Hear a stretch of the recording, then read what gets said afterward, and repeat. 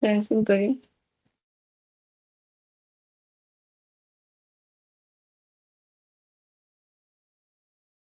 Ya,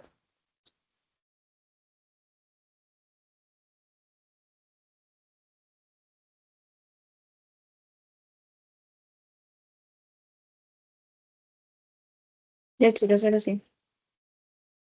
Listo.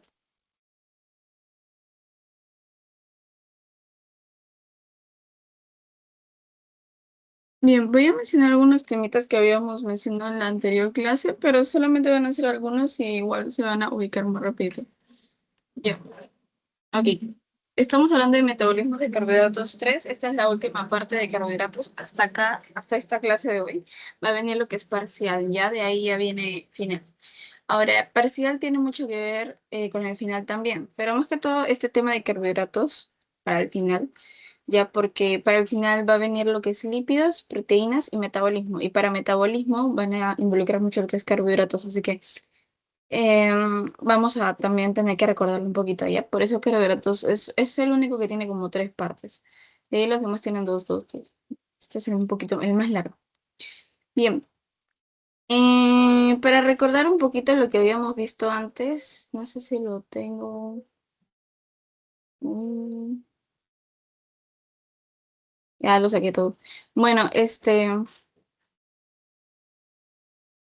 era uno y este es otro, que quiero tener los dos para que lo tengan. Bien, en la clase pasada se acuerdan que habíamos hablado de las lanzaderas, ¿sí? ¿Se acuerdan de las lanzaderas? Que les hice ahí algunas preguntitas también. Ya chicos, las lanzaderas, como les había mencionado, van a, bueno, tienen que ver primero con la vía glucolítica. La vía glucolítica es la degradación de glucosa, ¿verdad? Degradamos la glucosa hasta piruvato, eso era. De glucosa a piruvato. Así era siempre lo que es la vía glucolítica. Glucosa a piruvato. Bien, ahora esta vía glucolítica en todo este proceso va a liberar NADH. Si se acuerdan, todo esto es la ganancia neta, ¿no? Lo más importante. El ATP, el NADH, el piruvato, todo esto. Ahora, el NADH se supone tiene que ingresar a la mitocondria porque la vía glucolítica se da en el citoplasma, ¿ok? Se da en el citoplasma. A pesar de que es una vía degradativa y la mayoría de las vías degradativas se dan en la mitocondria, ¿ok? La mayoría. Todos los que son procesos catabólicos degradativos se dan en la mitocondria y todos los que son procesos anabólicos y sintéticos se dan en el citoplasma, principalmente, ¿ok? Pero la vía glucolítica, como su nombre le dice, glicólisis, es una vía degradativa. Y esa vía degradativa se podría pensar que se va a dar en la mitocondria, pero esta vía glicolítica se da en el citoplasma. Y esto que libera, este NADH que libera, va a tener que ingresar a la mitocondria para hacer los demás procesos degradativos. Y para que ingrese, este no ingresa sino más, ingresa a través de las lanzaderas. ¿Sí se acuerdan que les había mencionado las lanzaderas de glicerol fosfato y de malatoaspartato? Que ambas ingresan los electrones del NADH, ¿verdad? Los protones, perdón, del NADH. Estos protones se van a entregar para que se junten con el FAT y se junten con el NAT. Ya, con estos dos, FAT y NAT. Se vuelven FAT-H2 y se vuelven NADH. Y este FAT-H2 y el NADH van a ingresar a la cadena transportadora de electrones o fosforilación oxidativa, cualquiera de los dos. Y una vez hayan ingresado, ya les expliqué la lanza de las clases pasadas, acá está lo de la cadena transportadora de electrones y bueno, ya en esta clase, como les dije, lo vamos a ver propiamente dicho. Pero solamente es como para un review de la clase anterior. Ya, entonces, la cadena transportadora de electrones involucra, ya, cuatro complejos, ¿ok? Cuatro complejos. Complejo número uno,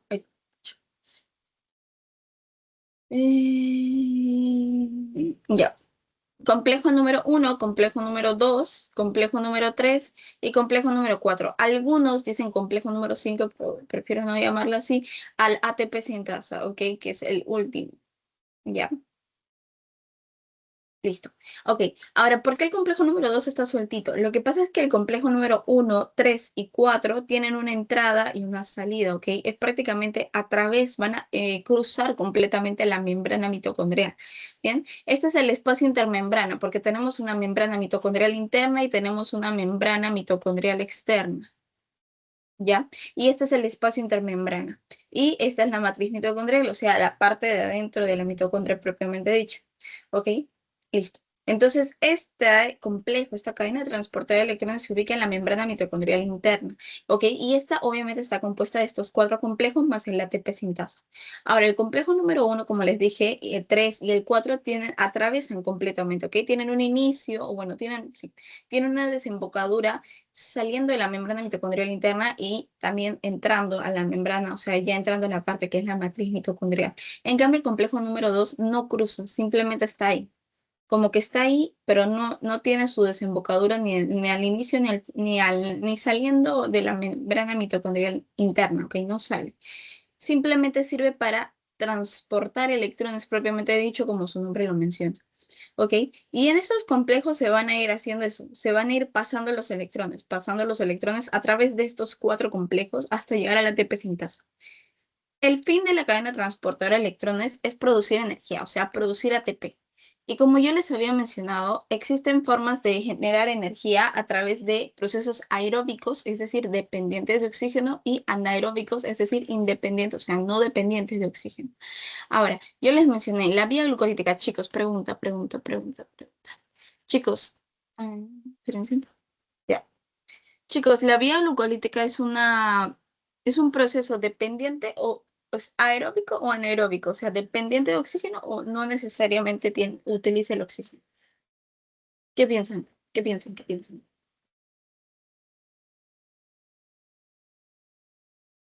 Opiniones.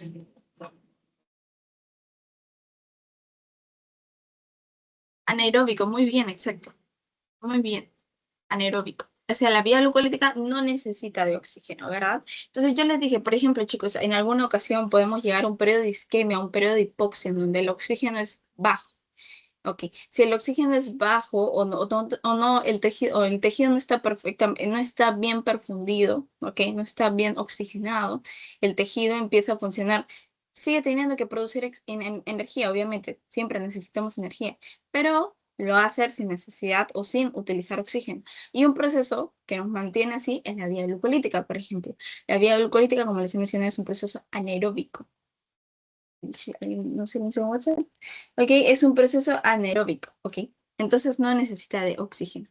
Bien, pero la vía glucolítica también puede trabajar cuando tiene oxígeno, o sea, simplemente trabaja con oxígeno o trabaja sin oxígeno, no hay problema. En cambio, la cadena de transporte de electrones es una vía aeróbica, ok. Acuérdense porque luego se los voy a preguntar. Aeróbica, es decir, que este necesita de oxígeno para funcionar. Es decir, que si yo estoy en un proceso o en un periodo de isquemia y de hipoxia, ¿la cadena transportadora de electrones podría funcionar? No, porque no tenemos oxígeno. Ya. La vía glucolítica sí, sigue en pie. Esa está en su mejor momento. Ya, listo. Ahora, esta cadena transportadora de electrones, que es, o la fosforilación oxidativa, lo voy a poner acá así, o fosforilación oxidativa, bien, viene a ser un proceso como que les dije que utiliza oxígeno y que genera ATP. Ahora, ¿cómo funciona esto? En el espacio intermembrana, entre la membrana mitocondrial externa e interna, hay un montón de protones, o sea, de carga positiva, ya positiva. Por el contrario, en la matriz mitocondrial hay un montón, una gran cantidad de electrones, o sea, de carga negativa. Y acá se va a generar un desequilibrio, tanto eléctrico como químico. Eléctrico, ¿por qué? Porque hay demasiada carga positiva acá, ¿verdad? Demasiada carga positiva acá. Y químico porque estos se repelen, ¿verdad? Se repelen. Cuando hay mucho de ellos, empiezan a generar mucha tensión. Y obviamente como hay mucho de estos positivos o muchos de estos negativos y se van a ir repeliendo, o sea, se van a ir em, como evitando que se junten o que están muy concentrados, van a intentar pasar al otro lado. Y para que pasen estos al otro lado, este va a necesitar de ayuda de estos cadena a transportar electrones. Ya, entonces lo que va a hacer es que va a ingresar el NADH, que les dije, el NADH, y el FATH2, que está más abajito, que no está acá, pero es acá. Ya, el FATH2. Ya, con eso ya lo tienen. Ahora, el NADH tiene sus protones, ¿verdad? Y acá tiene electrones, ¿verdad? Ok, estos son los electrones, ¿ok? Acá hay carga negativa y acá hay carga positiva, por si no se nota bien. La carga negativa y estos son los protones. El NADH es un protón, o sea, es una carga positiva. Y positivo con negativo se atraen, ¿verdad? Se atraen. Ahora, este NADH, estos protones van a estar acá, va a dejar sus protones, dos protones, va a dejar sus protones y este va a ir subiendo. Y mientras tanto, los electrones van a ser engañados, porque como ven carga positiva, van a querer entrar con ellos. Y van a estar ahí, pero estos electrones no van a subir, no es que van a quedarse acá, no se van a bombear al otro lado, simplemente que los protones se van y los electrones se quedan ahí engañados y van pasando de complejo a complejo, de complejo a complejo, hasta llegar a la ATP sintasa. Los protones, o sea, el NADH y el FADH2 simplemente sirven para engañar a los electrones que están acá en la matriz mitocondrial para que puedan ir subiendo, ok, pasando. Van a pasar dos electrones, ok, van a subir dos electrones acá, dos electrones, ¿ya? Y van a ir subiendo, escalando. Por cada complejo, estos protones van a ir engañando para succionar, bueno, para succionar, sí, para jalar dos electrones. Dos electrones, dos electrones. Ahora, ¿cuál es el pequeño problemita en todo esto? El NADH empieza desde el complejo número 1. El FADH2 empieza recién desde el complejo número 2.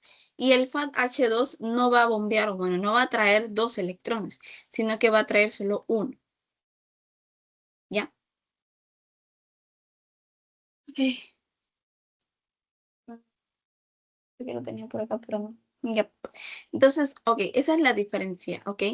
Pero va a ser lo mismo, ok. Los protones que son de carga positiva van a engañar a los electrones para que, pensando ellos que van a ser bombeados al otro extremo, o sea, al espacio intermembrana, van a ir subiendo y al final estos no van a ser así. Los protones van a ir pasando de complejo a complejo y los electrones van a ir pasando con ellos de complejo a complejo hasta llegar al quinto, entre comillas, que es el ATP sintasa. ¿Ya? Que estos utilizan todos los protones y los electrones, todos los electrones, perdón, que han estado pasando, para generar una energía suficiente y generar que estos protones pasen al otro lado, ok, pasen al otro lado con fuerza y generen ATP. Ok, esto de acá sirve como es como un pequeño ventilador, ok, tiene como pequeñas astillas así y empiezan a funcionar, ¿ok? Es como una pequeña turbina esta, como una pequeña turbina. Y esta ATP sintasa, como es una pequeña turbina, va a generar la energía, va a tener energía gracias a estos protones y electrones y va a poder juntar un ADP con un grupo fosfato y formar ATP, que es exactamente lo que nosotros buscamos, ¿no? Formar ATP. La cadena de transporte de electrones necesita eso, ATP. ¿Ya hasta ahí vamos bien? ¿Ahí vamos bien? Ya. Ok.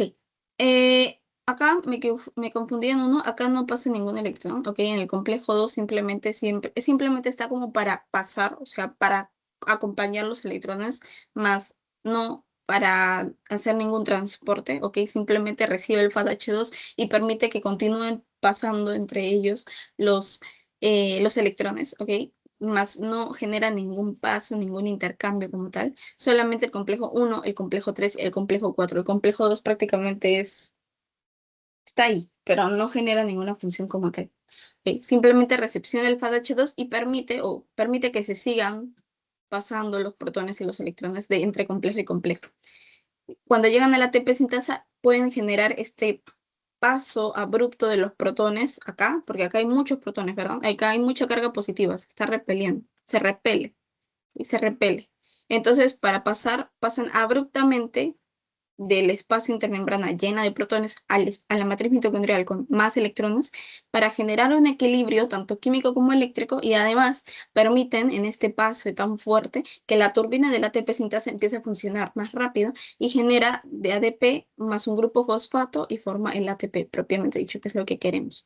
Ahora, sí, los electrones ¿para qué sirven? Si yo lo que busco es pasar los protones que están acá un montón de protones, ¿los electrones para qué sirven? Los electrones simplemente sirven para engañar, ¿ok? Entre comillas, para jalar los protones de acá, para jalar los protones de acá y poder ir pasándolos, ¿ok? Pero si se dan cuenta, los protones no pasan, o sea, no es que en el complejo 1 o 2 pasa acá, no, esto no sucede, ¿ok? Eso no sucede, lo que sucede es que los protones se van a ir engañando por los electrones y van a ir pasando. Se van a ir juntando y van a ir pasando de complejo a complejo, de complejo a complejo, hasta llegar acá. Acá, principalmente, finalmente acá en el ATP sintasa, sí es que pasan al otro lado. Acá sí pasan los protones. Pero mientras tanto en los complejos, los protones no pasan, simplemente son engañados por los electrones que permiten que estos protones como que pasen de complejo a complejo, hasta finalmente ya lograr pasar a la matriz mitocondrial propiamente dicha. ¿Ok? Los electrones son dos electrones, ¿ok? De acá en el NADH y del FADH2, NADH y de FADH2 van a ser dos electrones que van a ir jalando protones, ¿ok? Que van a ir jalando protones. Hasta que, bueno, ya los dos electrones se queden aquí. Pero, ¿qué pasa con los electrones? Los electrones simplemente, ¿qué sucede con ellos? Pasa que al final estos electrones, estos protones del NADH y del FADH2 no van a volar. Acá viene la razón por la cual este es un complejo aeróbico, es decir, dependiente de oxígeno. Estos electrones van a ser recepcionados por el oxígeno, ¿ok? Y van a formar agua. El producto final también es H2O, agua, más energía, ATP. ¿Ya? ¿Sí? ¿Hasta ahí vamos bien? Ok, ahora estos dos electrones que van a ir pasando de complejos a complejos hasta llegar a la ATP sintasa para finalmente permitir el paso de los protones abruptamente y generar energía, ¿cuántos protones va a jalar cada electrón entre los complejos? Principalmente el complejo 1 jala 4 protones, el complejo 2 jala 4 protones, el complejo 3 jala 4 protones y 4 protones y el complejo 4 jala solo 2. Ahora, la pregunta es ¿cuánta ATP o cuántas moléculas energéticas puede pasar, puede jalar el NADH y el FADH2? Depende. El NADH, funciona desde el complejo 1, o sea, jala 4 protones más 4 protones más 2 protones. O sea, el NADH, ¿sí? Jala 4 más 4 más 2. Jala 10. ¿Sí? ¿Así vamos bien? Ya. Luego vamos a ver que el FADH 2. Empieza desde el complejo 2. Jala 4 protones más 2 protones. Jala 6. Esta ATP sintasa va a generar una molécula de ATP cada 4 protones. ¿Ok? Cada 4 protones. Entonces, si genera una molécula de ATP, una molécula de ATP necesita 4 protones. Una. Si yo les digo, a ver chicos, matemáticas, si yo les digo que el NADH jala 10, ¿cuántas moléculas de ATP jala como tal? Pregunta. ¿Cuántas moléculas de ATP generaría gracias al NADH? Solo al NADH, no FADH. No FADH2, solo NADH. ¿Cuántas estaría jalando? Si por cada molécula o por cada ATP se necesitan 4 protones. 4 protones se necesita para un ATP. Y el NADH jala 10 protones. ¿Cuántos pasarían entonces? ¿Cuántas moléculas de ATP forma el NADH?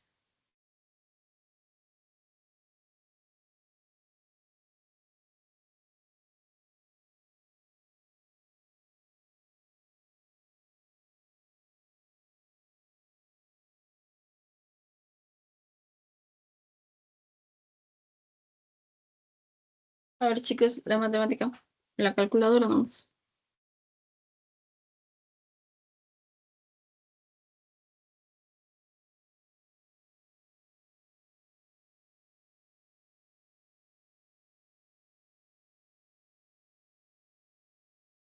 ¿Sí lo tienen?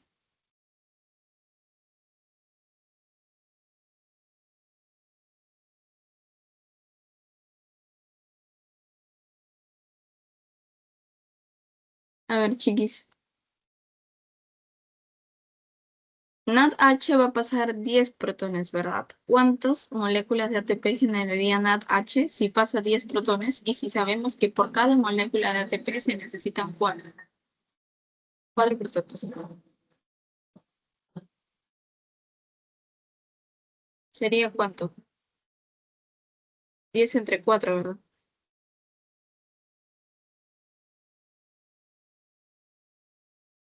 ¿Cuánto es eso, chicos?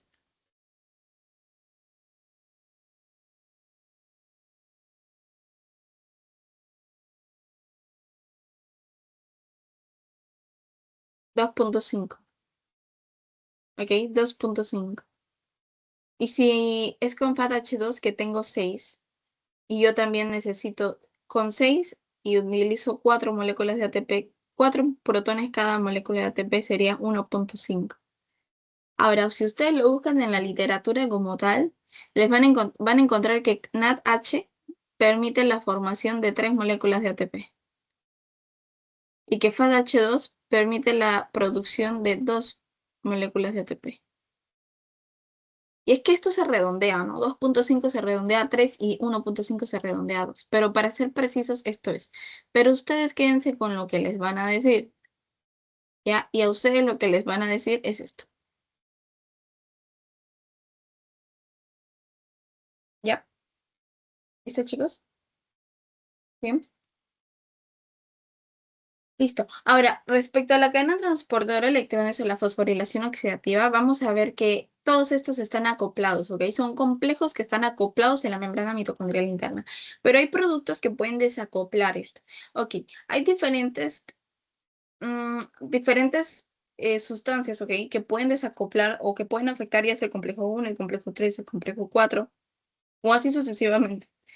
Pero principalmente, o sea, hay una lista que les van a dar en su PPT seguramente, pero yo creo que lo más importante es la sustancia que desacopla esta fosforilación oxidativa, que se llama 2,4-dinitrofenol. Dinitrofenol. Esto siempre lo preguntan. 2,4-dinitrofenol es un desacoplador, ¿ok? Y si no se puede generar esta fabricación de energía, ¿ok? ¿Cómo es que se libera entonces la energía si no es como ATP? Se libera la energía como calor. L- Revés. Ya. Se libera la energía como calor.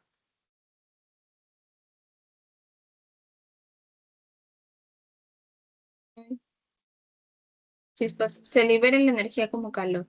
Ahora, esto de acá principalmente saben cuándo se puede ver. Por ejemplo, cuando nosotros estamos haciendo el ejercicio, ¿se acuerdan? Que les mencioné el ejercicio del gimnasio.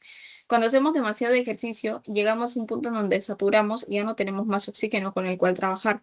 Y la mayoría de procesos son dependientes de oxígeno. Por ejemplo, esta cadena transportar electrones es dependiente de oxígeno, pero si por algún motivo se está desacoplada, no puede funcionar. Y esta cadena transportar electrones que es dependiente de oxígeno ya no chambea, pero se tiene que liberar la energía de alguna manera y se libera de calor. Por ejemplo, el sudor es el ejemplo más claro de liberación de energía por desacoplación, sí, de la cadena transportar electrones, ¿ok? El sudor. ¿Ya? Ahora, la cadena transportar electrones, la fosforilación oxidativa, suele ser el proceso que más genera energía. Proceso aeróbico, dependiente de oxígeno que más genera ATP. ¿Ok? Dependiente de oxígeno. Listo, chicos. Esa era la parte más pesada, creo yo. En realidad ni tanto, pero ya estamos. ¿Ok? Luego vamos a hablar sobre la síntesis de glucógeno. Ya. La síntesis de glucógeno, chicos, es cuando, por ejemplo, si se acuerdan de lo que les había dicho en la clase pasada, chicos, nosotros estamos hablando de una fase postprandial, una fase posabsortiva. ¿Se acuerdan de cuánto a cuánto iba cada fase? ¿Ok? Eso se los voy a tener todos los días porque es importante. ¿Cuántas horas vale la postprandial? ¿Cuántas horas vale la posabsortiva? ¿Se acuerdan?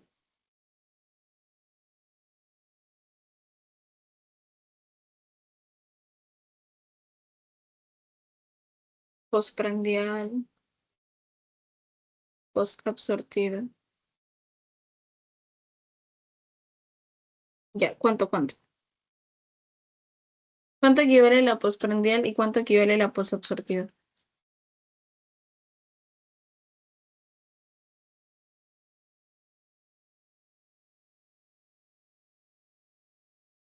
Exacto, muy bien, Fátima. De 0 a 4 horas la prandial. No me equivoqué. De 0 a 4 horas. La posabsortiva, chicos, ¿se acuerdan?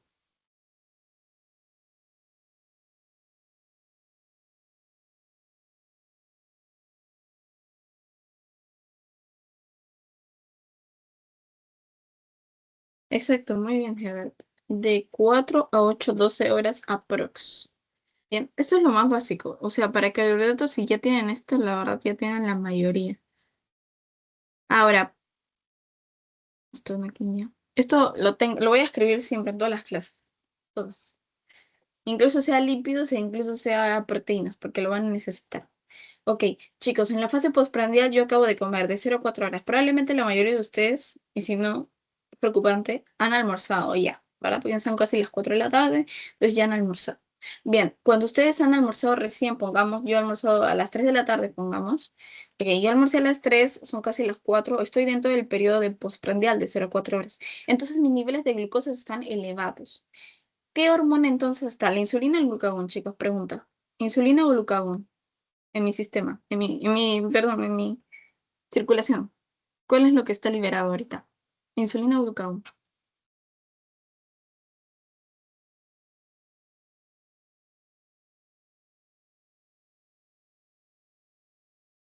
Ya yo sé que saben diferenciar insulina y glucagón, chicos, ya les he explicado. 50-50, no pueden parar. A ver,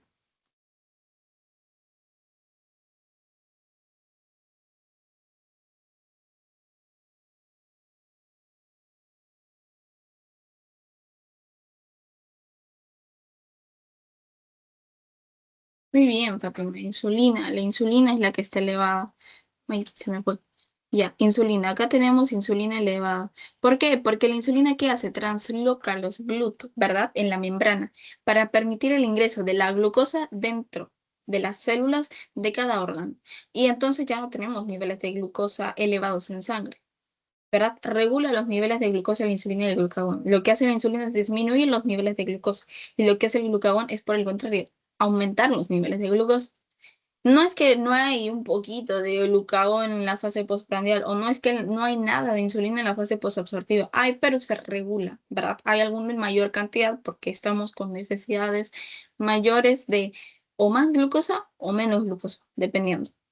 Bien, en la fase postprandial, como lo dijo Fátima, tenemos la mayor insulina, ¿verdad? Porque recién acabamos de comer, tenemos alta glucosa en sangre y lo que necesitamos es ingresar esta glucosa dentro de los células de los órganos para generar energía, ¿ok? Para utilizar la energía. Obviamente la glucosa está en algún punto, bueno, cuando ingresamos, ¿ok? Cuando ingresamos, nosotros tenemos estos periodos de síntesis de energía y degradación de energía. Si nosotros estamos teniendo insulina, tenemos mucha glucosa en sangre, perdón, tenemos mucha glucosa en sangre, la insulina está elevada y la insulina permite que la glucosa ingrese en la membrana gracias a que se translocan los famosos GLUT. Bien, de una vez ingresado esta glucosa a a la célula, la glucosa, ¿qué es lo primero que pasa? Se fosforila. ¿Se fosforila por quién? La exoquinasa, que es la enzima que vimos ayer. Exoquinasa. Y todo esto es vía glucolítica, la vía glucolítica, hasta formar piruvato. Ahora, además de esto, como nosotros tenemos en algún punto demasiada glucosa, además de degradarla para generar diferentes procesos sintéticos, vamos a empezar a sintetizar almacén de glucosa porque tenemos mucha glucosa. Entonces la podemos almacenar para situaciones en las que, por ejemplo, estamos en fase posabsortiva y lo que necesitamos es glucosa y podemos utilizar nuestro almacén para liberar glucosa y poder utilizarla en esta otra fase. Bien, entonces lo que vamos a hacer es sintetizar un almacén de energía. Cuando nosotros almacenamos glucosa, la almacenamos como glucógeno. Bien, la almacenamos como glucógeno. Entonces acá tenemos la síntesis de glucógeno. Bien. La síntesis de glucógeno se da principalmente en la fase postprandial, porque tenemos tanta energía, abundante energía, que podemos designarla a almacenarla. En la fase posabsortiva, al contrario, tenemos poca energía y al contrario, en vez de almacenarla, en vez de guardarla, la utilizamos. Así que degradamos el glucógeno para utilizarlo. Vamos a ver las dos situaciones. La glucogenólisis, que es cuando degradamos, o sea, esto se daría más que todo en una fase, ahorita se los pregunto, y en la síntesis de glucógeno, que se daría más en una fase postprandial, en donde principalmente tenemos tanta energía que la podemos empezar a almacenar o guardar. Bien, bien, ok. Entonces, la síntesis de glucógeno se da en esta fase postprandial principalmente y vamos a empezar a guardarla. Ahí está, esta es la glucosa. Tenemos tanta glucosa que la vamos a formar en glucógeno. Y glucógeno no es más que glucosa n veces más 1, porque voy a ir agregándole más glucosas a esta cadena de glucógeno. Ok, el glucógeno es un polisacárido, es una Está lleno de pequeños monosacáridos y llenos de glucosas, ¿ok? Es una gran cadena de glucosas. Ok, este paso de exoquinasa o de glucoquinasa, ya sea hígado o músculo, glucosa 6-fosfato, acuérdense que la glucosa, chicos, eso sí no se vayan a olvidar, la glucosa ni bien ingresa a la membrana, ok, ni bien cruza la membrana, ingresa a la célula y lo primero que tiene que hacer es fosforilarse. ¿Sí? ¿Para qué? Para que no se regrese afuera, ¿ok? Para que se mantenga dentro de la célula. Y eso se da a través de una quinasa, definitivamente. Todo lo que es quinasa fosforila. Entonces, una quinasa, ya sea exoquinasa o glucoquinasa, dependiendo del órgano del que estemos hablando. Vamos a ver glucosa 6-fosfato, luego glucosa 1-fosfato, luego vamos a ver esta de acá, la UDP glucosa pirofosforilasa, ¿ok? La fosfoglucomutasa hasta UDP glucosa y por último la UDP glucosa con la glucógeno sintasa se va a formar el glucógeno. Glucógeno o es glucosa N+1, ¿ok?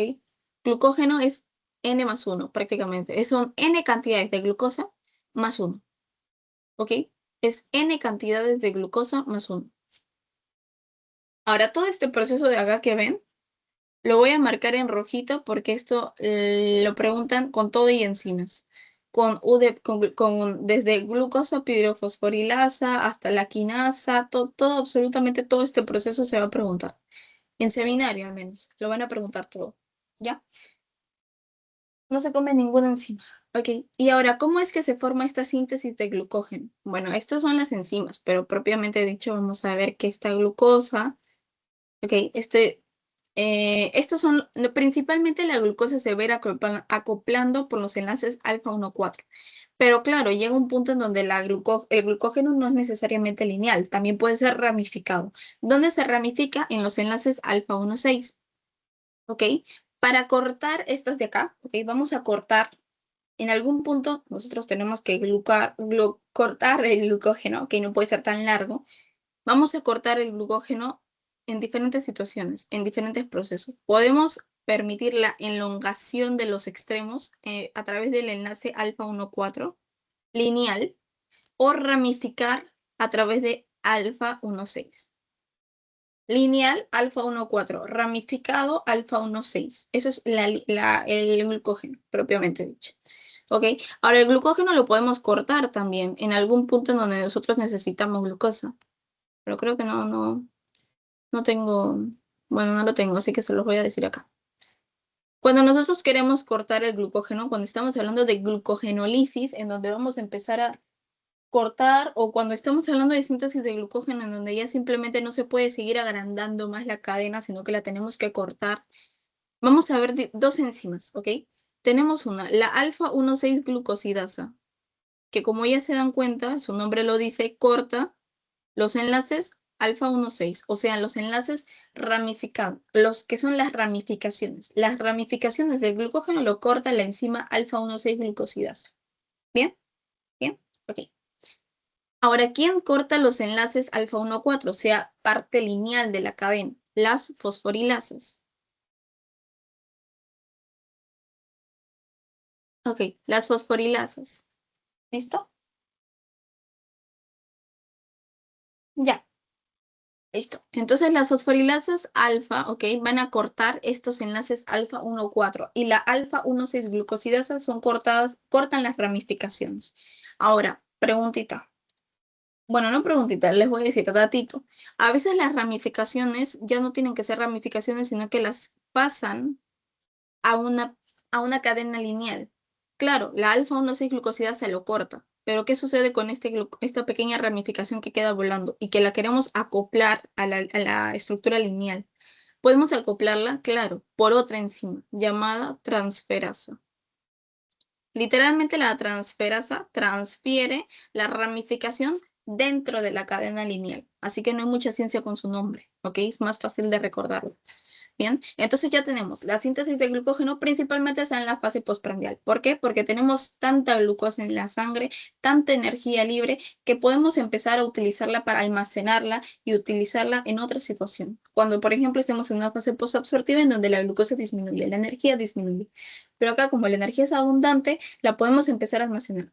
Tenemos dos almacenes de energía en el organismo. Uno de ellos es el glucógeno y el segundo es Los triglicéridos, ok, perdón, no me están escribiendo. Perdón, ya.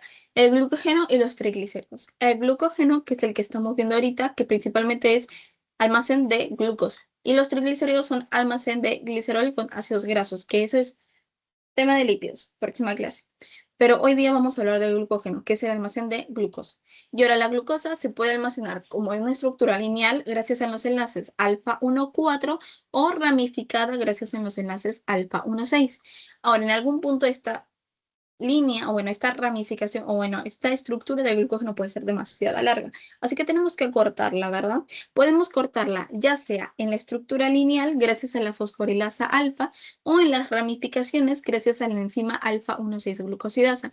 Y si por algún motivo queremos cambiar esta ramificación, dentro de la cadena lineal necesitamos obviamente cortar este enlace alfa 1,6 gracias a la alfa 1,6 glucosidasa, pero la enzima transferasa se encarga de, como su nombre lo dice, transferir la ramificación dentro de la estructura lineal del glucógeno.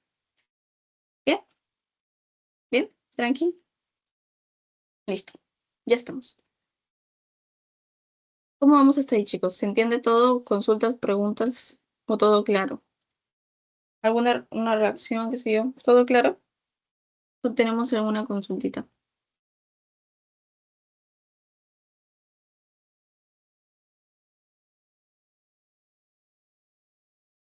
Mm, ¿Qué tal, chicos? ¿Vamos bien? ¿Sí vamos bien? ¿Todo tranqui?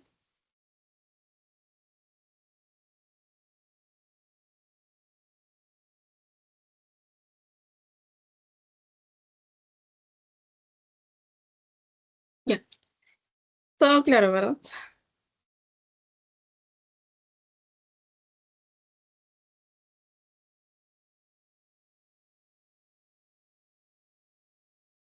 Listo, chicos. Entonces, vamos a avanzar a lo que es la glucogenólisis y de ahí nos falta lo que es la gluconeogénesis y ya estamos.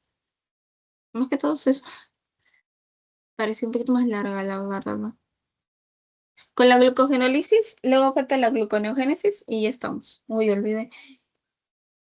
Uy, olvidé. Ya, entonces, me voy a tomar unos 10 seguramente, 10 minutos más y ya estamos. Bueno. Listo, chicos, glucogenólisis. Lisis, pregunta.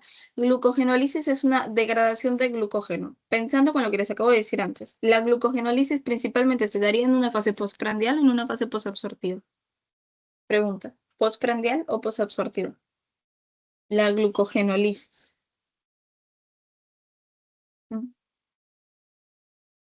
Hombre, sí. No.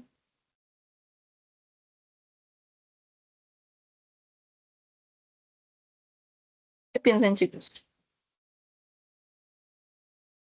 Muy bien, muy bien, muy bien, Fátima, muy bien. Posabsortiva. Ok, y más que todo tiene sentido porque como les había dicho, la síntesis de glucógeno, ¿verdad? La síntesis de glucógeno no tiene sentido hacer una síntesis y una degradación al mismo tiempo.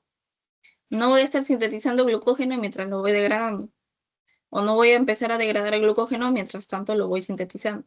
Son procesos que se dan en etapas diferentes, ¿ya? Entonces, la glucogenólisis, que es como su nombre lo dice, una degradación de glucógeno. Si yo ya les he dicho, chicos, la síntesis de glucógeno, que no es lo mismo que la gluconeogénesis, y yo ahorita les explico, la síntesis de glucógeno se da en la fase postprandial. Ok, entonces la glucogenólisis se daría por ende en la fase posabsortiva, en donde no tenemos tanta energía y ahora sí podemos empezar a utilizar el almacén de energía que teníamos antes, el glucógeno. Bien, esta es degradación. Ahora, la glucogenólisis se puede dar en varios órganos, pero vamos a ver estos dos, el hígado, el músculo. El hígado y el músculo, ¿cuál es su diferencia con estos dos y por qué los utilizo los dos como ejemplo?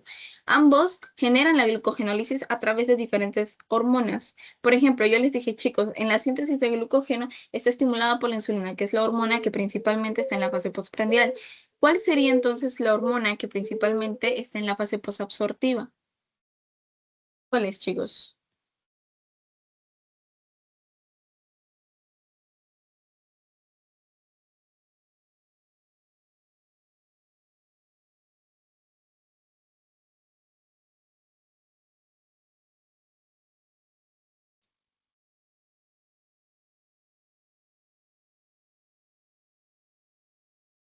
A ver, chicos, ¿cuál es la hormona, digamos, opuesta de la insulina? Ya. ¿Cuál es la hormona opuesta de la insulina?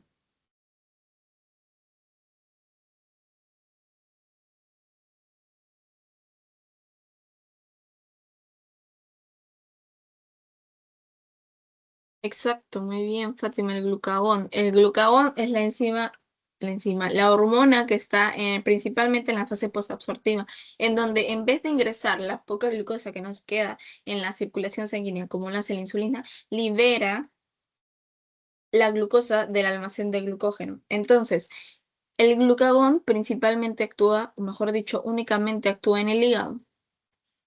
Glucagón solo en el hígado induce la glucogenólisis. Ahora, yo les he dicho que esto se da en el hígado, pero también se puede dar en el músculo. Sí, es verdad, el glucagón no induce la glucogenólisis en el músculo. Entonces, ¿quién vendría a estimular la glucogenólisis en el músculo? Los neurotransmisores, por ejemplo, la adrenalina o epinefrina, que pueden ponerse epinefrina, catecolaminas, son catecolaminas que se encargan de estimular la glucogenólisis, pero en el músculo, no en el hígado.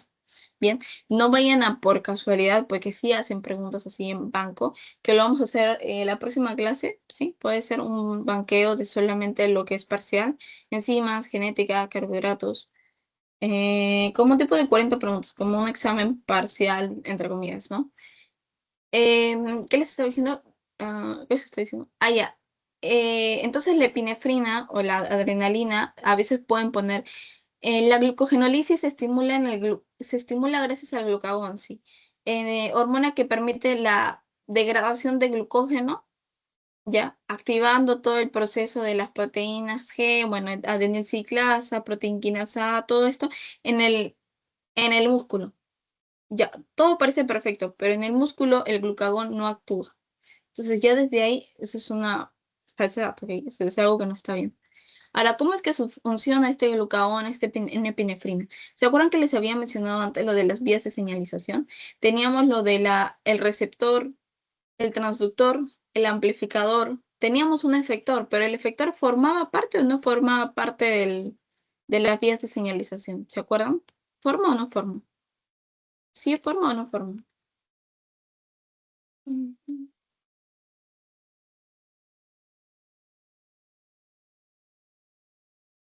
¿Opiniones, chicos? ¿Sí o no?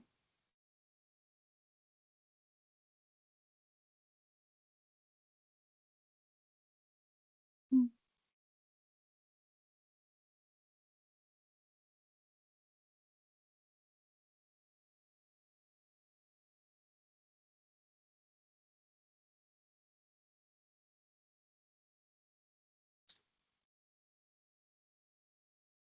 ¿Se acuerdan que yo les dije que las vías de señalización estaban compuestas de tres partes, ¿no? De tres partes. ¿Cuáles? Bueno, no les estoy preguntando cuáles son las tres partes, pero ¿el efector forma parte de esos tres o no forma parte de esos tres? En su opinión.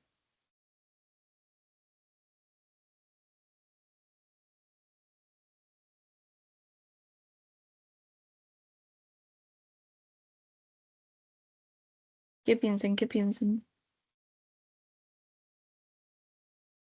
¿Mm?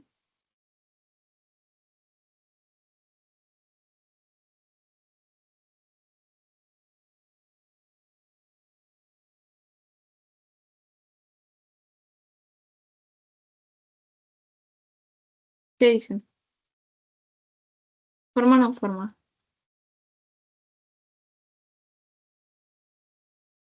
El efector, ¿ah? Las vías de señalización están compuestas por tres partes. Ya, para recordar. Vías de señalización. Receptor, transductor, amplificador.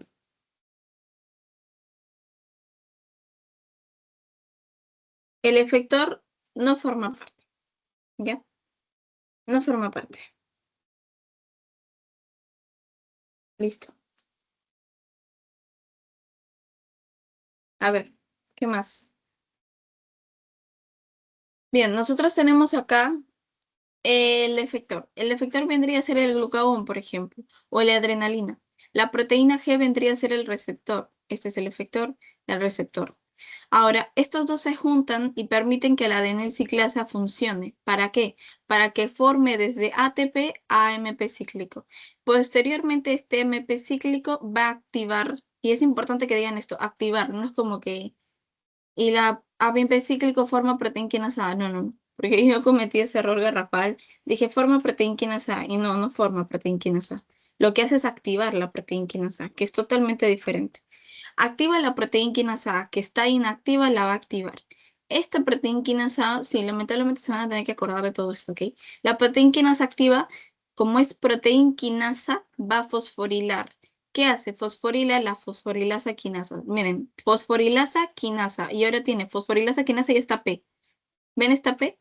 Esta P significa que está fosforilado y está activada. Ahora, chicos, no se vayan a olvidar, no siempre cuando se fosforila está activada, ¿ok?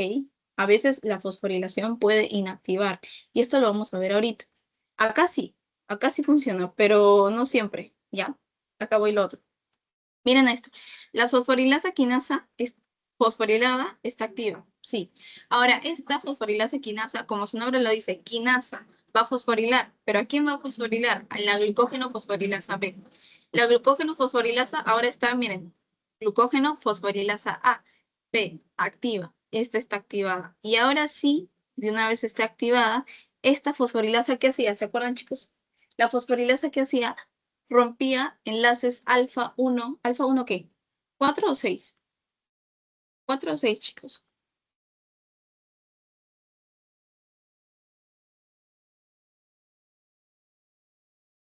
La fosforilasa. La fosforilasa alfa. ¿Qué corta? ¿Enlaces alfa uno 4 o uno 6? Perdón. Acabo de decirlo, chicos, ¿no?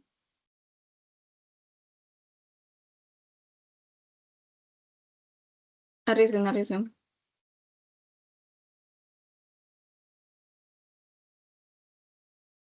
Exacto. Muy bien, Fátima. Metas.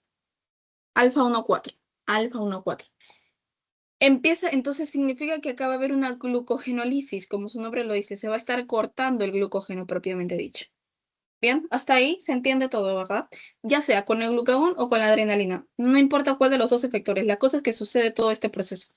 La proteína G activa, la proteína G va a activar la adenilciclasa. La adenilciclasa pasa de ATP a AMP cíclico. El AMP cíclico va a activar la proteína quinasa A.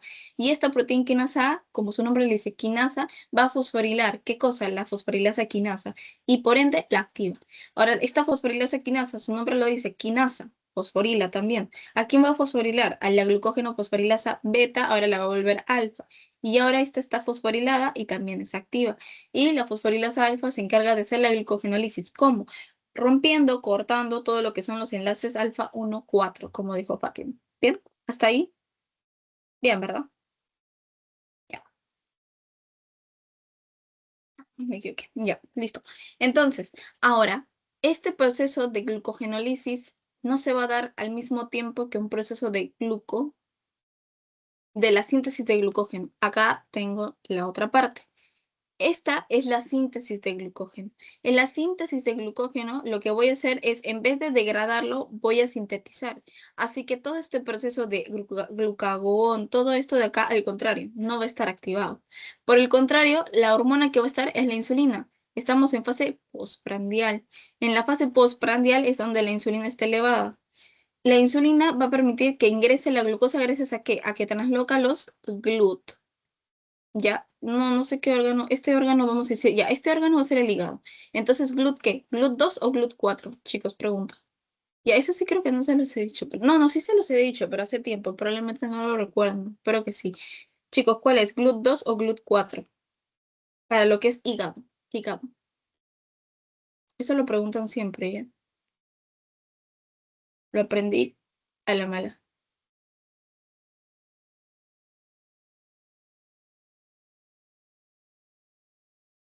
Ya, chicos, GLUT 2 o GLUT 4 para hígado.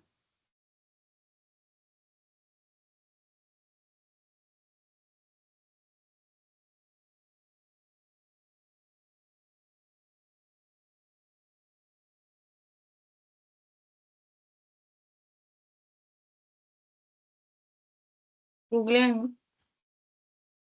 No debería decir que lo googleen, pero googleen.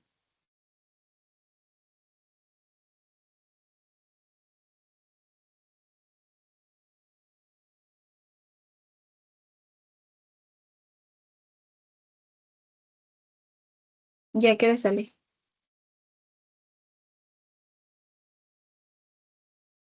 ¿Mm? ¿Dos o cuatro?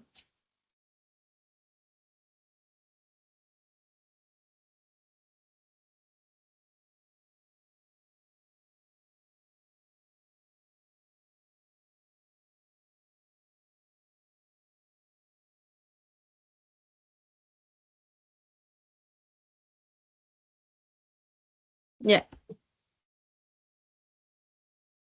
GLUT2 para hígado. Este es para hígado.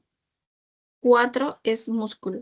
Ya, no se olviden olvidar eso porque, como les digo, lo preguntan bastante y también hacen preguntas capciosas al respecto para lo que son exámenes y todo eso. Ya.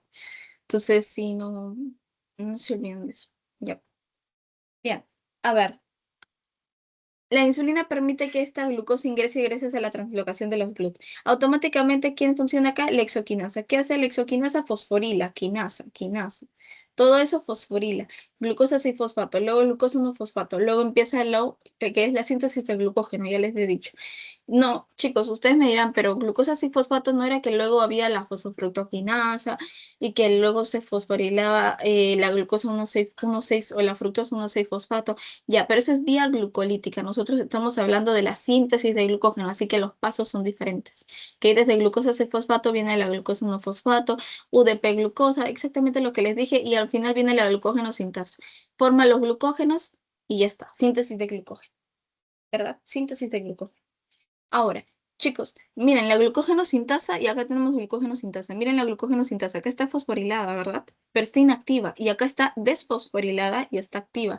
Este es el claro ejemplo de que no necesariamente siempre, ¿ok? No necesariamente siempre cuando está fosforilada tiene que estar activa. A veces estando no fosforilada, o sea, desfosforilada, es en donde la vamos a encontrar activa. Y este es el ejemplo que les estaba diciendo. Acuérdense que las quinasas y las fosfatasas vienen a ser lo que son las famosas enzimas interconvertibles que yo les había hablado de la primera clase de enzimas, ¿verdad? Ahora, esta fosforilasa, fosfatasas, perdón, quinasas y fosfatasas, que son enzimas interconvertibles, como yo les dije, principalmente, o bueno, siempre erróneamente creemos que lo que está fosforilado es activo, pero no necesariamente, ¿ya?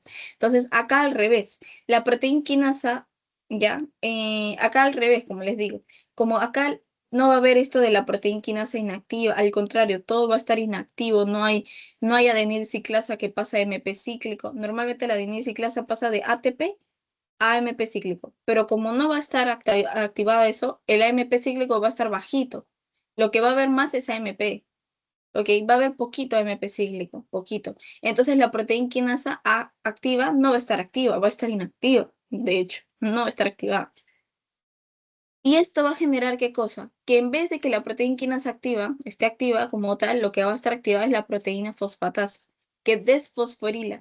Y la glucógeno sintasa, además de que la proteína quinasa activa, fosforila, como su nombre le dice, quinasa, va a fosforilar la fosforilasa quinasa y permite la glucogenólisis. También la proteína quinasa activa fosforila, pero no solo la fosforilasa quinasa para activarla, sino que también fosforila la glucogenosintasa. Y cuando esta está fosforilada, la glucógeno sintasa, evita que se sintetice el glucógeno. Porque como les he dicho, no tiene sentido que mientras yo degrade, sintetice. Entonces, si la proteína quinasa A activada permite la degradación de glucógeno, automáticamente al mismo tiempo su fosforilación evita la síntesis de glucógeno, inhibiendo o inactivando, mejor dicho, la glucógeno sintasa. Por eso, como les digo, fosforilar no siempre es activar, ¿ya? La proteína quinasa activa, entonces fosforila la glucógeno sintasa para que no esté activa. Pero acá, como estamos hablando del paso contrario, cuando abunda la insulina y no el glucagón, cuando la proteína quinasa en vez de activa está inactiva, va a generar que lo que se active es la proteína fosfatasa. Y la proteína fosfatasa, ¿qué es lo que hace? Desfosforila, ¿ok? Todo lo que es fosfatasa desfosforila y al desfosforilar la glucógeno sintasa A lo contrario de lo que normalmente nosotros queremos, activa la glucógeno sintasa y permite la síntesis de glucógeno. Y además, como es una fosfatasa, va a desfosforilar todo lo que son las fosforilasas quinasas. Y la fosforilasa quinasa, en este caso, desfosforilada, es inactiva. Entonces, esto evita que se degrade el glucógeno. Solamente permite la síntesis de glucógeno, más no la degradación de este. ¿Sí? ¿Bien? Y solamente para terminar sobre lo que es glucogenólisis, quería mencionarles algo más pequeñito. ¿Qué es lo que le quería decir? Ah, ya, chicos, la glucogenólisis, como yo les he dicho, es pasar desde glucógeno a glucosa, pero vamos a liberar glucosa 1-fosfato. Todo se libera a través de glucosa 1-fosfato. Y luego vamos a liberarlo, es prácticamente lo mismo, pero al revés, ¿no? Glucosa 1-fosfato, glucosa 6-fosfato y así sucesivamente. Pero de glucosa 6-fosfato, perdón, de glucosa 1-fosfato a glucosa 6-fosfato a glucosa, acá vamos a tener que ver algo. Acá, chicos, estamos hablando de glucosa 6-fosfato. Significa que en el espacio, en el carbono 6 hay un grupo fosfato. O sea, ahorita está fosforilada, ¿verdad? Lo que nosotros tenemos que hacer es desfosforilarla. ¿Para qué? Para que la glucosa pueda salir a la sangre, ¿verdad? Porque cuando estamos hablando de posabsortivo, en donde lo que abunda es el glucagón, lo que queremos es elevar los niveles de glucosa en sangre. Bien, la insulina disminuye ingresando la glucosa a las células, pero el glucagón aumenta los niveles de sangre, o sea, libera glucosa a la sangre. ¿Y qué es lo que permitía que, o bueno, qué es lo que evitaba que la glucosa saliera de la célula cuando se fosforilaba? Por eso ni bien ingresa la glucosa, la fosforilo, para que no salga, para que se mantenga dentro de la célula y no esté en la circulación y disminuye los niveles de glucosa. Pero ahorita estoy en una fase posabsortiva, en donde lo que yo quiero es elevar los niveles de glucosa. Entonces, no me conviene fosforilar la glucosa, sino al revés, desfosforilarla, para que se libere de la membrana, salga de la célula e ingrese a la circulación sanguínea. Entonces, lo que voy a hacer es desfosforilarla. ¿Cómo la desfosforilo? Si fosforilándola es una quinasa, la desfosforilo con una fosfatasa. ¿Cuál vendría a ser una fosfatasa que me ayude a desfosforilar la glucosa 6-fosfato? La glucosa 6-fosfatasa, ¿ok? No hay mucha ciencia en eso, no es muy técnico, ¿ok? Se sobreentiende. La glucosa 6-fosfatasa desfosforila la glucosa 6-fosfato, le quita su grupo fosfato y ahora es glucosa. Perfecto. Ahora ya liberé glucosa en la sangre y elevo los niveles de glucosa en la fase posabsortiva, gracias al glucagón. Pero ojito, ojito, esto se ve en el hígado, porque en el hígado yo tengo mi glucosa 6-fosfatasa, está perfecto. La glucosa 6-fosfatasa hace mi chamba, libero glucosa sanguínea, elevo mis niveles, o sea, prácticamente el hígado, en el hígado, la glucogenólisis permite mantener los niveles de glicemia. Glicemia son la glucosa en sangre, ¿ya? Mantiene los niveles de glicemia. Importante esto, ¿ya? Porque lo preguntan así, igualito. Mantiene los niveles de glicemia, el hígado. La diferencia es que en el músculo la glucosa 6-fosfatasa no existe. Entonces, si no existe la glucosa 6-fosfatasa, ¿qué sucede? La glucosa 6, la glucosa no se puede liberar de la membrana, porque ya les he dicho, cuando está fosforilada, la glucosa ya no sale.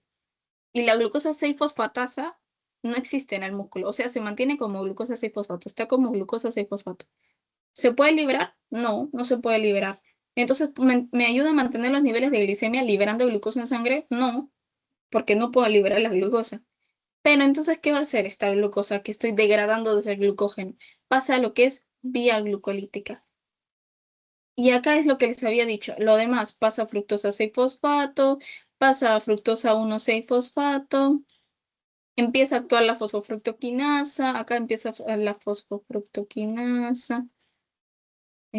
La fosfofructoquinasa empieza a funcionar todas las demás enzimas de la vía glucolítica, hasta formar ¿qué? Piruvato, que es lo último que forma en la vía glucolítica. Entonces, esto también preguntan, ¿en el hígado mantiene los niveles de glicemia? Claro, porque sí tengo la fosfatasa, sí la desfosforilo y sí puede liberarse la glucosa tranquila, saliendo, puede salir de la célula, todo perfecto. El músculo no tiene fosfatasa. Entonces, como no tiene fosfatasa, no se puede liberar a la sangre la glucosa y no mantiene los niveles de glicemia. Pero, como de todas formas libero glucosa, porque es glucosa 6-fosfato, no es glucógeno, es glucosa 6-fosfato, ¿qué es lo que va a hacer? Pasa a vía glucolítica. ¿Bien? ¿Hasta ahí vamos bien, chicos? ¿Preguntas, consultas, dudas? ¿Volamos o seguimos vivos?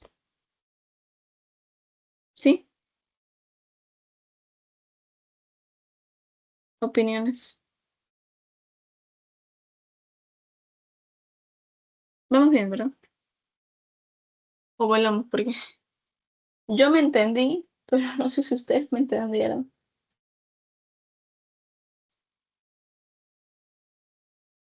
Ay, chispas. Ya. Nos falta solamente la parte de gluconeogénesis y de ahí esto. Ahora, esto de acá, chicos, que les estoy mostrando acá de proteoglucanos y de las glucoproteínas, la verdad es full memoria. Ustedes ya saben que les voy a mandar el PPT de todas formas para que lo puedan revisar en casa.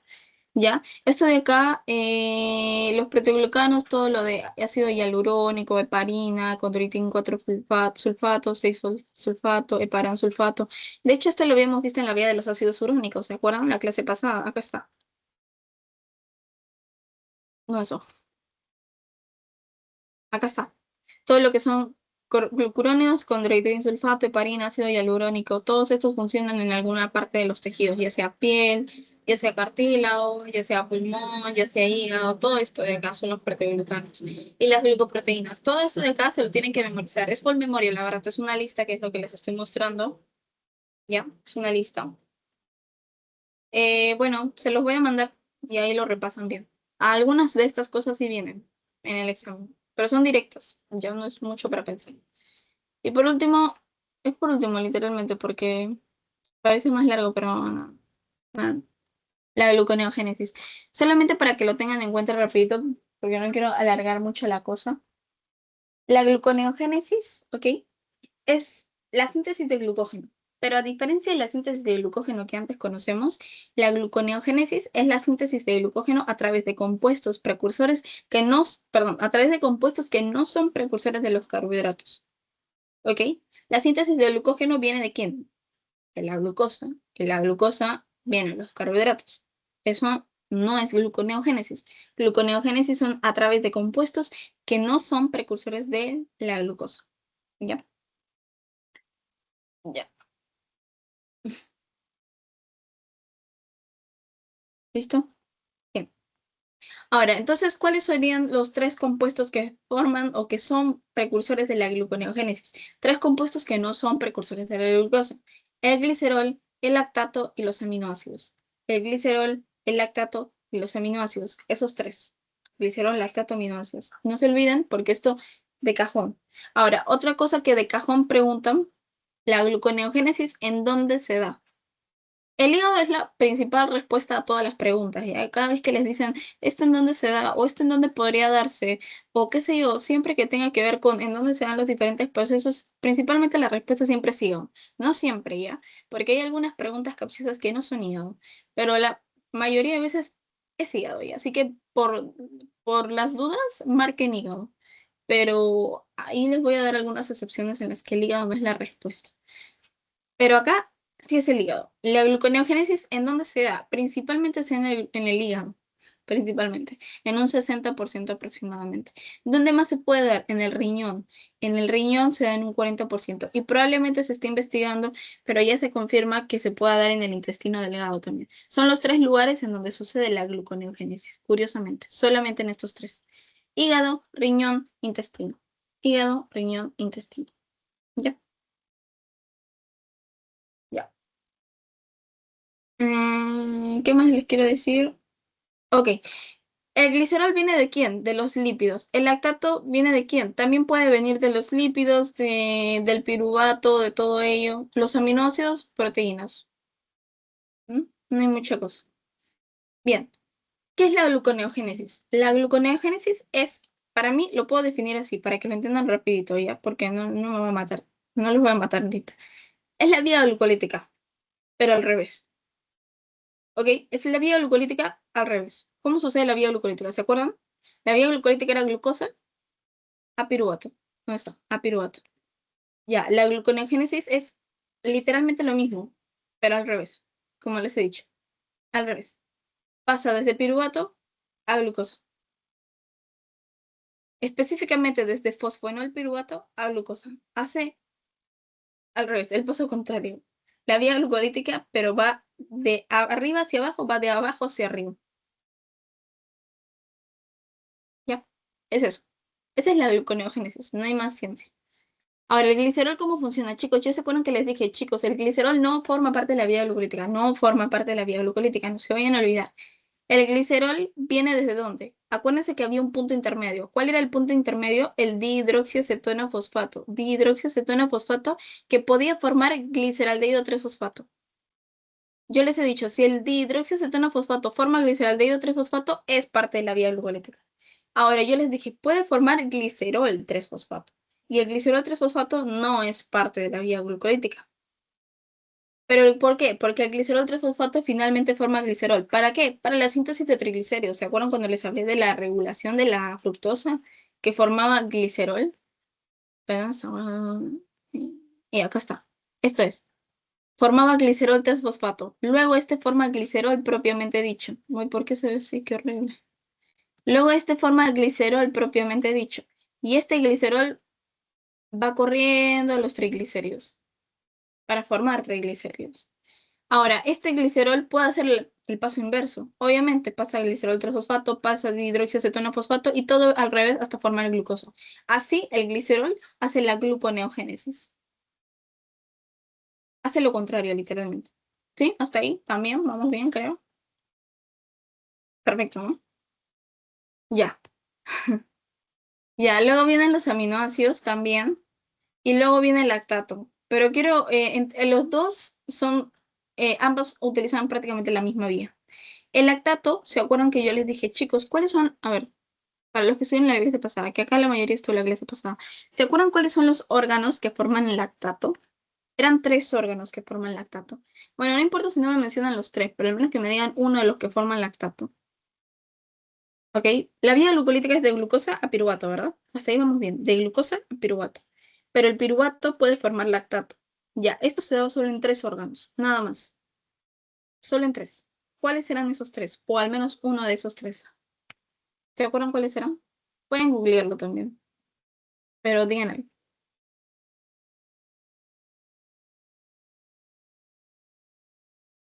Ya, ¿cuáles son esos 3, chicos?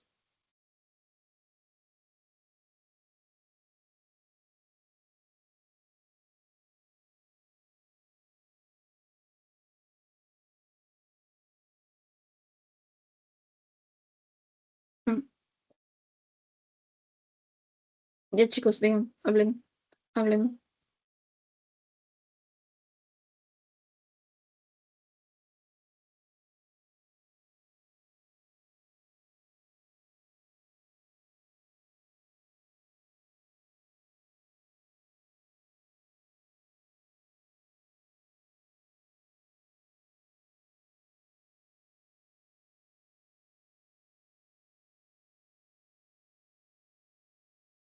Ya, chicos, ¿cuáles son esos 3? Al menos uno que puedan decirme.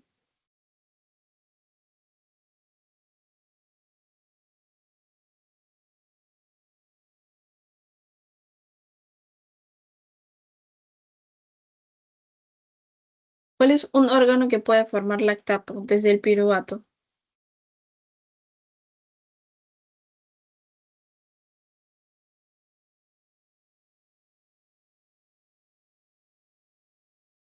Para los que han estado deben saber, chicos. Exacto, exacto, muy bien. Músculo es uno. Músculo es uno. Con eso estoy tranquila, la verdad. De ahí hay otros 2. Hay uno que la verdad no se menciona mucho, de hecho no lo menciono casi nada, pero el otro sí un poquito más. Pero a ver, ya con eso estoy bastante contenta, la verdad. Músculo es uno, muy bien. Músculo es uno. Ay, se me cae. Ya, otro que forma el lactato es, bueno, son los famosos eritrocitos y luego viene la famosa médula renal, que la verdad no, como les he dicho, no lo menciono. Acá está, los eritrocitos forman el lactato. El músculo, como me dijiste tú, Fátima, forma lactato. Y bueno, la médula renal, que como les digo, no se menciona, pero para que lo sepan, la médula renal también. Ahora, ¿quién es el hígado? Perdón, ya lo dije, chicos, ¿quién es el hígado? Bueno, ¿quién era el órgano que se encarga de recepcionar todo el lactato? Bueno, el hígado, chicos. El hígado se encarga de recepcionar el lactato. Acá está. El hígado se encarga de recepcionar el lactato. ¿Ya? Bueno, ya lo dije, así que ya regalado. Ya, el lactato genera piruvato otra vez. Ahora, el piruvato es el único compuesto ya desde fosfonol piruvato a piruvato. Si se dan cuenta en la gluconeogénesis todo tiene doble línea, ¿no? Es como, puede ir de arriba a abajo, de abajo a arriba, ¿se dan cuenta? Todo va de arriba a abajo, ¿verdad? La vía glucolítica va de arriba a abajo y la gluconeogénesis va de abajo hacia arriba. Así que por eso todo lo que es, pueden ir o son enzimas reversibles. Si se dan cuenta, de fosfonol piruvato a piruvato no es reversible, ¿verdad? Solamente veo la línea de abajo hacia arriba. Perdón, de arriba hacia abajo, no de abajo hacia arriba. Y ahí viene la duda. Entonces, ¿cómo haríamos para que esto suceda? Ya. Cabe mencionar que de los aminoácidos, todos los aminoácidos pueden ser precursores. ¿Por qué? Los aminoácidos son precursores de diferentes compuestos del ciclo de Krebs. Ya, acá están todos los aminoácidos. Son 20 aminoácidos, ¿ok? Y tenemos algunos que son esenciales y no esenciales, pero eso lo vamos a ver en metabolismo de proteínas, pero solamente para que se queden con esto. Diferentes aminoácidos son precursores del ciclo de Krebs. Y desde el ciclo de Krebs se puede hacer el paso contrario o se puede subir a la vía glucolítica para generar gluconeogénesis. Ahora, ¿cuál es el principal? Y esto sí apúntenlo, por favor. ¿Cuál es el principal aminoácido precursor, el principal precursor gluconeogénico? Entre todos los aminoácidos, ¿cuál es el principal precursor gluconeogénico? Perdón. El principal es la alanina.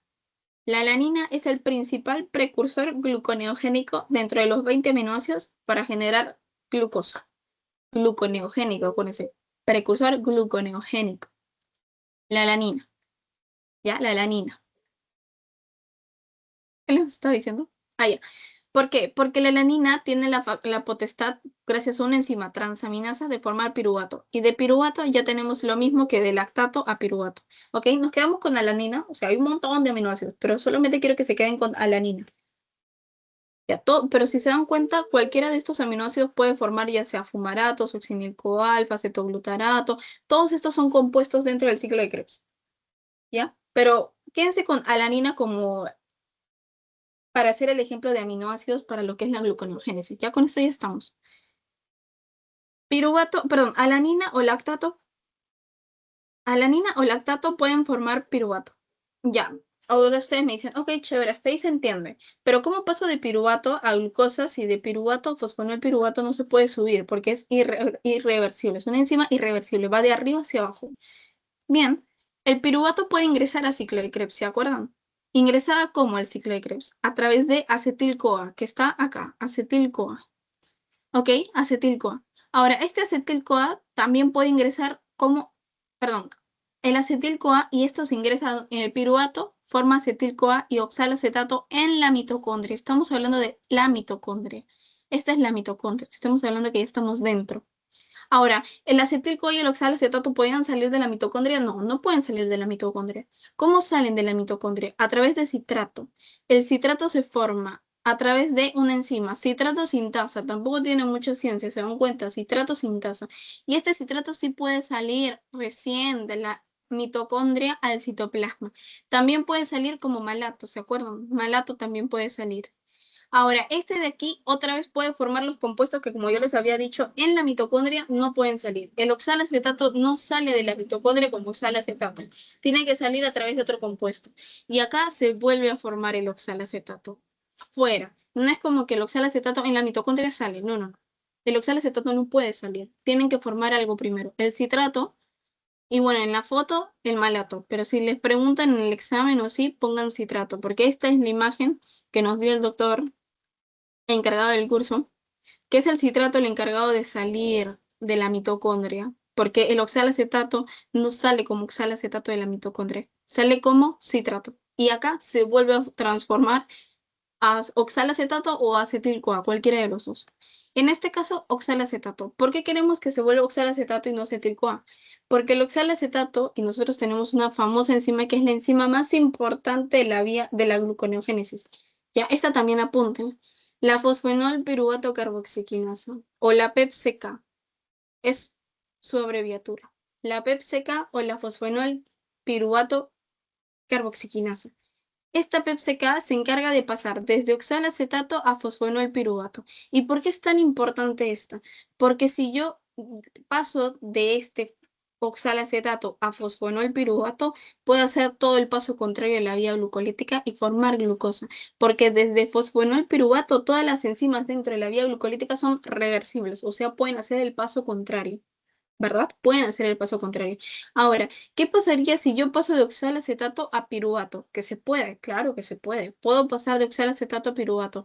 Sería un ciclo inútil. ¿Por qué? Porque de piruvato volvería a entrar a la mitocondria, porque piruvato a fosfonolpiruvato, esta enzima no existe. La enzima irreversible de este paso no existe. Entonces, esto sería inútil. Es como que generé todo este proceso para volver a llegar a piruvato y vuelvo a hacer toda la vuelta y vuelvo a hacer toda la vuelta y así sucesivamente y no llego a nada.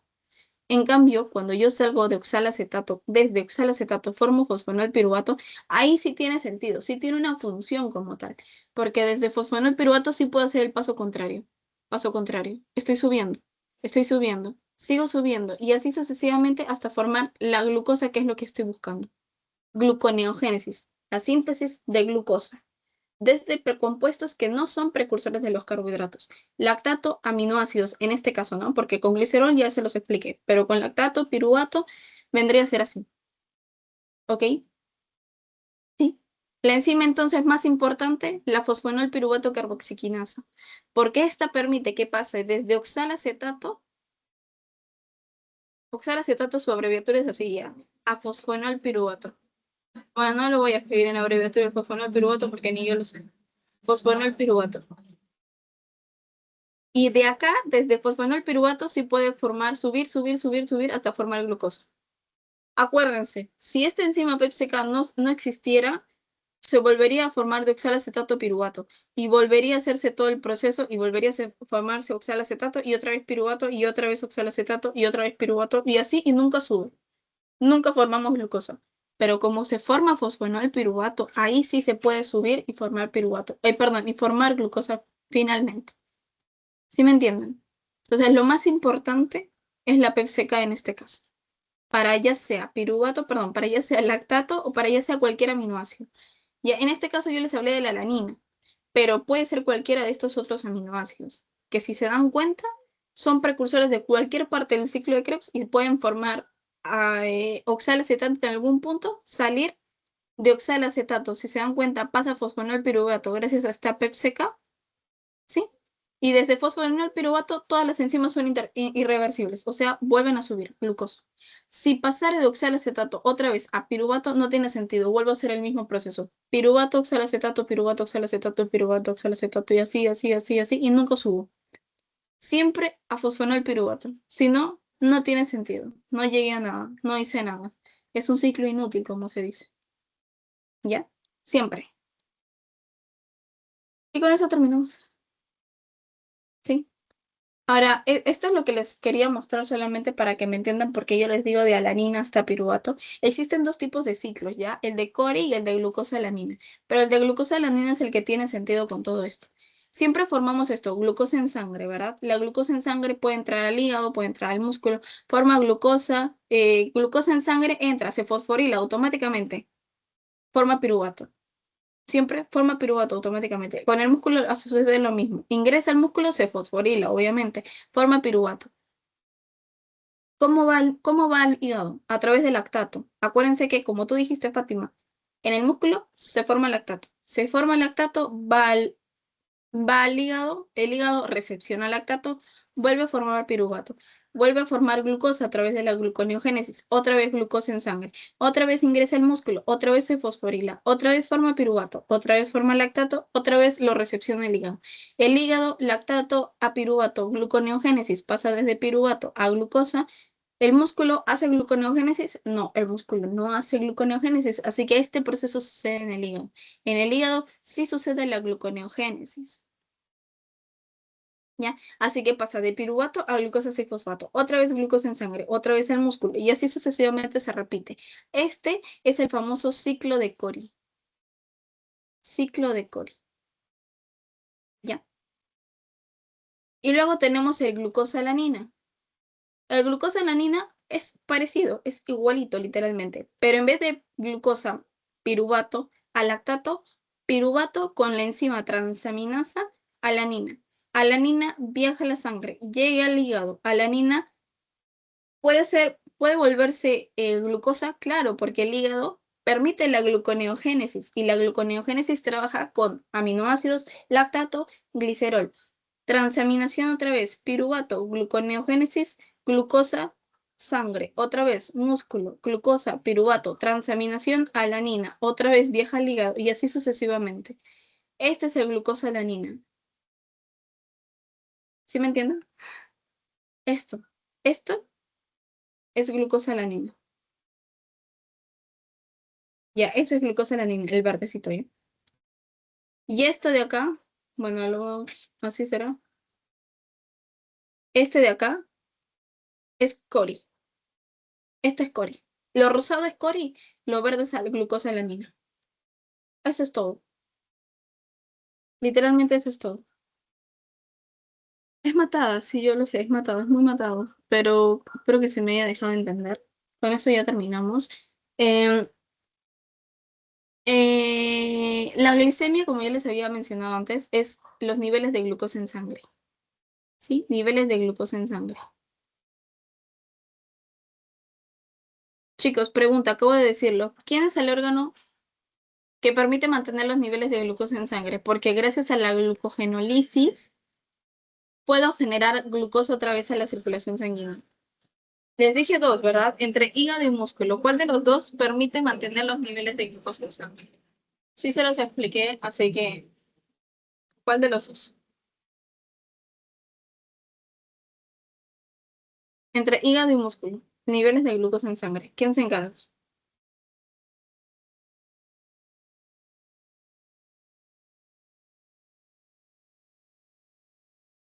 Ujú.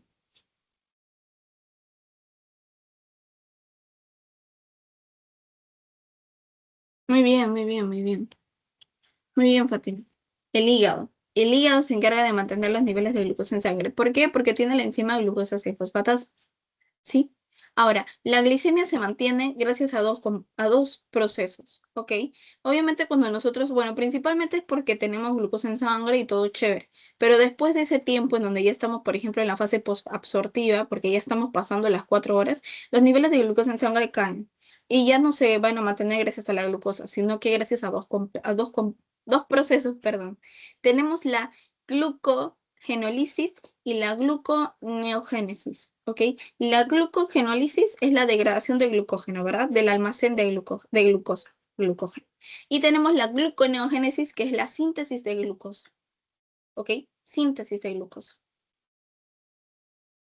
o síntesis de glucógeno, ¿ya? Entonces, ¿cómo se mantiene?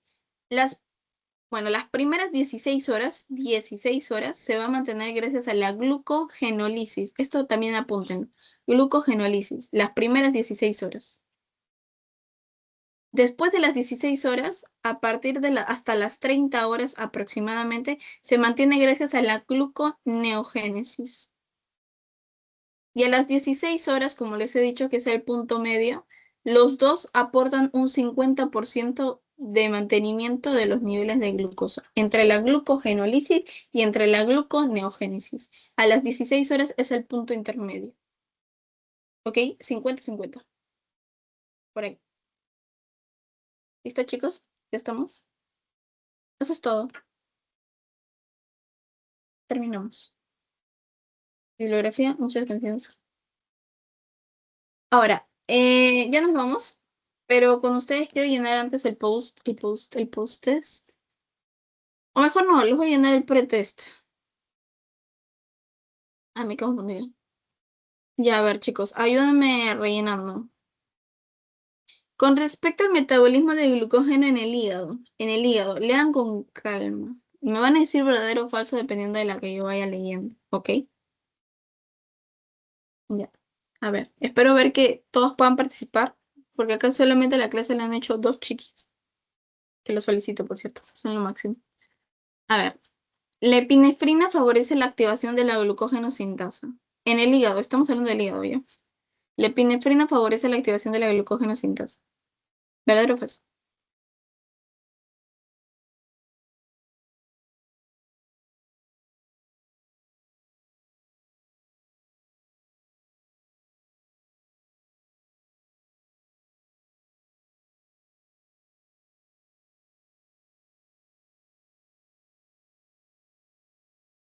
A ver.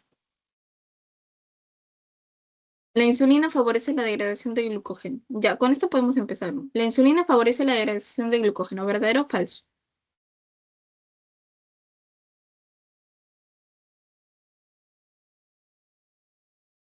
Falso. Muy bien, falso. Exacto, muy bien, Heber. La insulina favorece la activación de la glucógeno sintasa.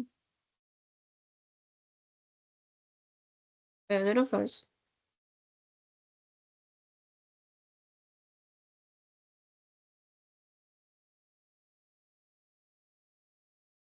Para que me vayan entendiendo un poquito, ya, muy bien, Fátima. Muy bien, muy bien. Es eso. Claro, porque nosotros en el hígado, bueno, estamos hablando de glucógeno sintasa, o sea, la síntesis de glucógeno. ¿La síntesis de glucógeno se da en una fase postprandial o en una fase posabsortiva? Pregunta para todos. ¿Postprandial o posabsortiva?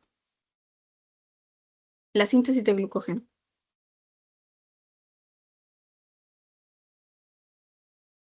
Exacto, exacto. Posabsortiva. La síntesis de glucógeno se da en una fase posabsortiva. Espérense, no. Espérate, no. La síntesis de glucógeno se da en una fase posabsortiva o postprandial. Acuérdate que en la fase postprandial nosotros tenemos mucha perdón, mucha glucosa. En la fase posabsortiva tenemos baja glucosa, ¿sí? Si estamos sintetizando glucógeno es porque tenemos mucha energía. Cuando tenemos mucha energía sería en fase postprandial o posabsortiva. Tú misma.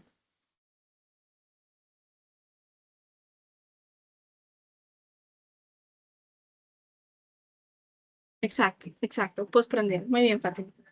Y la insulina principalmente está en una fase postprandial, así que esto es acá. Ok. No se puede dar en el hígado, definitivamente no. La mayoría de procesos se dan en el hígado, así que con esta podríamos empezar descartando. Ahora, el glucagón favorece la activación de glucógeno sintasa. La glucógeno sintasa, como su nombre lo dice, es la síntesis de glucógeno. Así que la síntesis de glucógeno, procesos anabólicos principalmente se dan cuando hay mucha energía. Y cuando hay mucha energía, en la fase postprandial, como dijo Fátima. Y en la fase postprandial, principalmente insulina. Así que glucagón, no. ¿Listo? ¿Dónde principalmente se da la gluconeogénesis? Ya, uy, ya, chicos. ¿Dónde principalmente se da la gluconeogénesis?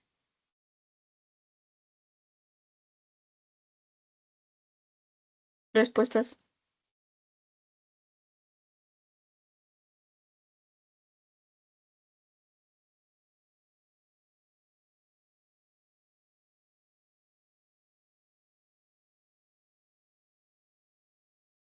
Muy bien, muy bien, muy bien, muy bien. Hígado, Fátima, perfecto.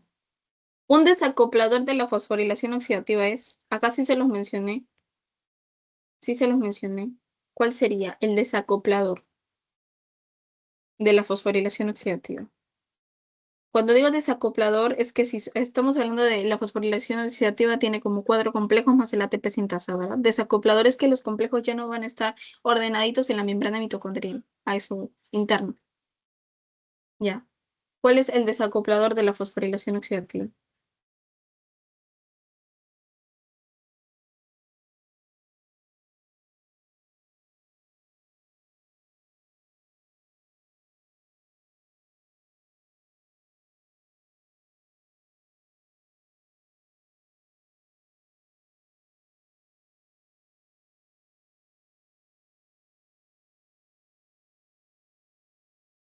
No arriesguen, no arriesguen.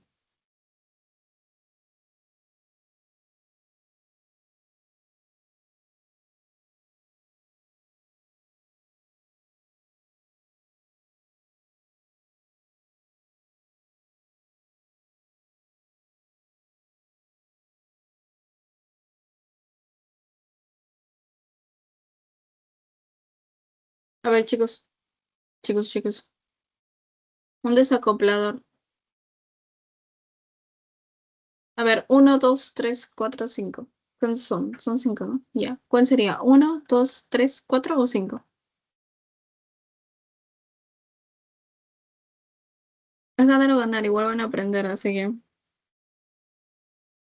Opiniones.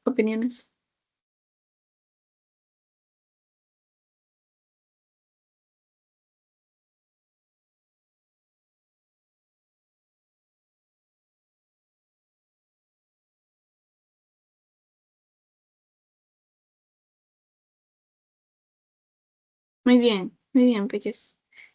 El 2,4 de nitrógeno. Ahora, ¿se acuerdan cómo se liberaba la energía entonces? Si no era a través de lo que ya sabíamos. O sea, no se libera en ATP. No se libera. ¿Cuál sería la forma de liberar la energía? Si yo les hice un ejemplo al inicio. Si no se libera como ATP, porque está desacoplada la fosforilación oxidativa, ¿cómo se liberaba? Si no se acuerdan, normal, me dicen, no, fue. Ya, chévere. Yo les explico.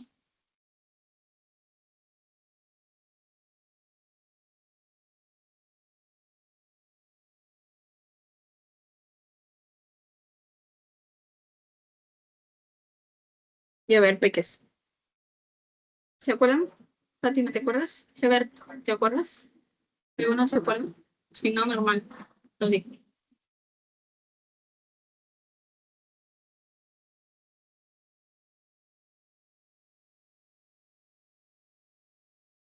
Mm, mm,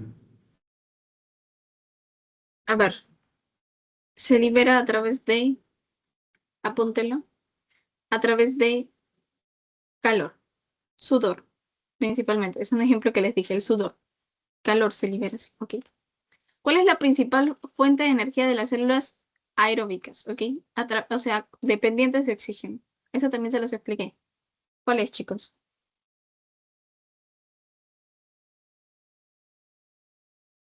A ver si se acuerdan.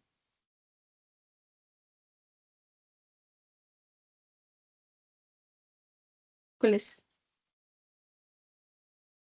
Muy bien, muy bien. Una racha. Fosforilación oxidativa. Ahora pregunta, fosforilación a nivel de sustrato. ¿Cómo? ¿Qué era fosforilación a nivel de sustrato? Es un sinónimo de uno de los que está acá. ¿Sinónimo de quién? ¿Se acuerdan? ¿De quién es? ¿Sinónimo de quién? Es que estuvieron en la clase anterior de acordarse. Lo primero que mencioné.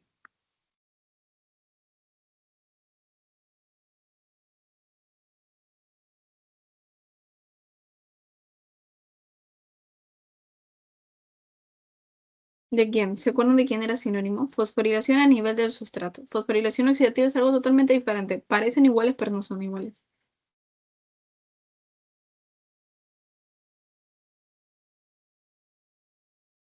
Ya va. Fosforilación a nivel del sustrato es sinónimo de... Heber, ¿te acuerdas?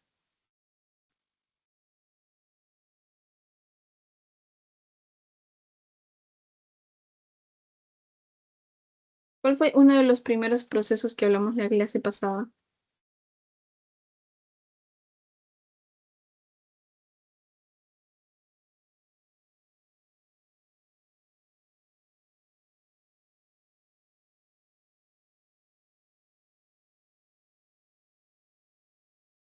Ya, si no, les doy la ayudadita. Es sinónimo de vía glucolítica. Ya, fosforilación a nivel de sustrato es sinónimo de vía glucolítica. Suele ser pregunta capciosa también. Y por último, para terminar, la elongación de la cadena de glucógeno se da por enlaces.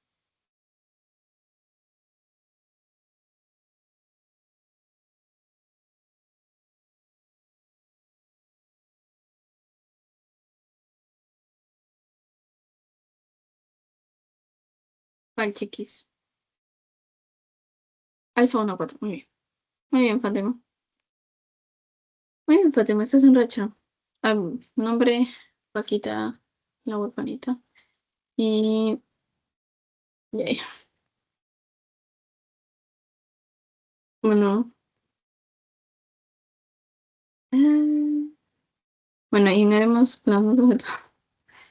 Y ahí está, 2020. Muy bien, chiquis. Ahí están las respuestas. Ahorita les mando su post-test. Voy a dejar de grabar, pero no salgan perdón, de la llamada porque ahorita les voy a mandar el post por aquí. ¿Listo? Voy a dejar de compartir. Voy a dejar de grabar.